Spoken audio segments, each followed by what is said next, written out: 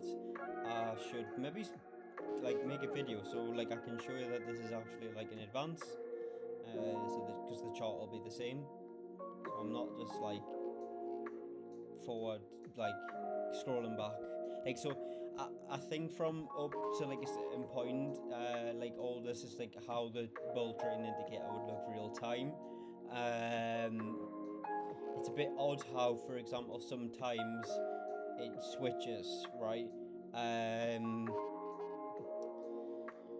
Like to like the bars change colour, but sometimes you like, actually get them red closes. So like here, I don't know if that like see like all of these bars are like red, right? So it's like they've flipped the colour.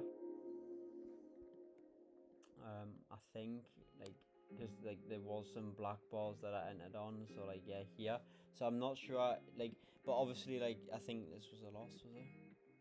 If this was a win, what the heck? Yeah, no. And but like the reason why I thought I should start this video is because like I'm gonna go over like what the A-star criteria is, right? So like technically this trade wouldn't even be valid because it's not a proportionate wick rejection. This topside wick, look, first of all you're looking to buy, so you're looking at like the size of the opposing side's wick, and in comparison to this wick, you know, and also did your wick like ideally you've got a fair value gap, your wick reject it, and also your wick reject the prior close, like being the like the bullish bar, right? You then wick like so this bar then wicks this prior bar's low, and then you close bullish with not a big opposing side bar. So there should be another trade which outlines this. But like what I was thinking of doing was like just having a look at like only so like this this is already done, so this is like after the fact, right? But like so in real time, this wasn't red. I don't think anyway.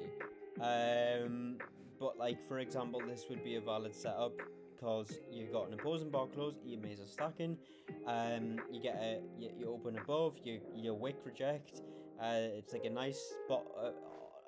On-side wick rejection, meaning like the side of the bar that like go like, you know, like if you're bearish and you get a nice bearish wick rejection, that's like what an on-side wick rejection means, and it's like bigger than the opposing side wick, right?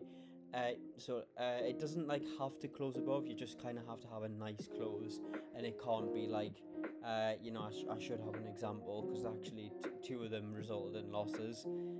Yeah, so I think I don't know whether this delineates the point in time when like I started. I can't remember why this yellow line's yet, to be fair. But yeah, there's an A-stock setup. So you see, you don't even have a fair value gap, I don't think. Oh no, yeah, you do, but you don't even tap into it. But this is A-star, you don't need to tap into an FEG. You just like have to have an opposing bar, same as usual. As before, I realized that this bull trend indicator isn't as good as it actually is. It is good, but like it's not like it's not as cut and dry as what I thought it was going to be. Which, you know, I kind of had a skeptical feeling of that anyway, because it's like this works too good. Like this is all in advanced charts, but theoretically in advance you could literally sell. You could buy here, yeah, you would take a loss, yeah, then you would sell, you would make back what you lost. You would buy here, make back even more than you lost, and then just you could theoretically also hold until you get like a bearish close. So there you would get a nice win. Here you take a loss, you would buy again here, and then you would hold up till here, and it's like that isn't how it works in advance, right? And then also look at this, you could sell, and then you could hold until here. It like, you know, that just I started to notice this and I was like, hang on, this doesn't really make any sense. So here you would be holding all the way here, you would buy again here, you'd be holding till here, you would sell again, and you would be holding, you'd still be holding technically, which would be a bit crazy, but yeah, and then you would sell here, you would buy again, sell here, so basically break even. But yeah, anyway, as I said, this isn't valid. So like, because in real time it looks different, but it's still a very, very good indicator. Sometimes you actually do get this criteria form, and So here's another A style setup. So you can opposing bar close. It sweeps prior bars high, and it's got a nice wick reject, and it closes a nice close, right? And like it's got a proportionate wick rejection. So what that is, the side of the market that you're looking to flow with has a nice wick reject compared to the opposing side's rejection.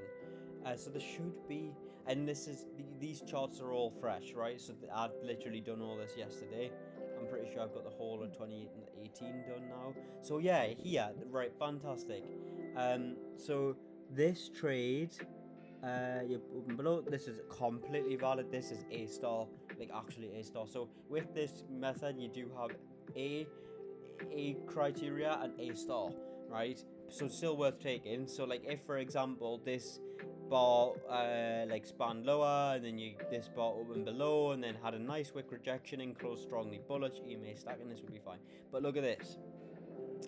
You open below, you do close up close, but look at the proportionate wick rejection. It's just not nice. You don't have a bottom side nice wick rejection in this case, so this is an invalid trade. But I've still got it marked up. I'm marking up every single what I would usually have constituted as valid. I'm pretty sure there's another loss somewhere, which also coincidentally happened to be right at the high. This should be, because I definitely had it marked up. Yep, I don't know what this is here for. But anyway, so you can also see that in advanced charts, because real time you can't you're gonna have to just.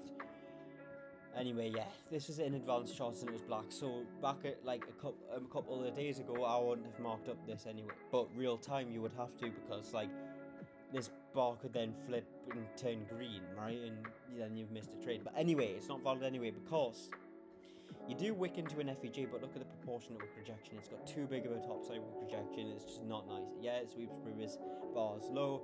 It's in the fair value gap, but like it's not a nice close. It closes with too big of a topside wick rejection, right? So I'm really desperate for the toilet quickly. So I'm gonna just lock in this video and then we'll go again.